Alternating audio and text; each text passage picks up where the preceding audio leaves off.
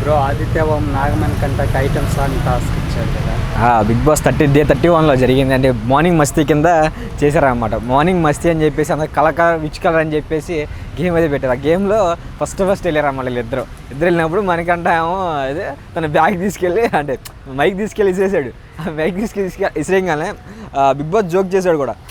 మనకంట సాయంత్రం అంటే ఈవినింగ్ అంటే గేమ్ అంతవరకు ఆ మైక్ ఎక్కడ నుంచి తీయకూడదు, మీరు ఏం చేస్తారు అన్నట్టు, అంటే ఏం మిగుతారు అన్నట్టుగా అడిగారు అనమాట. అక్కడ చాలా కామెడీగా అనిపించింది. బిగ్ బాస్ చాలా కామెడీ చేశారు.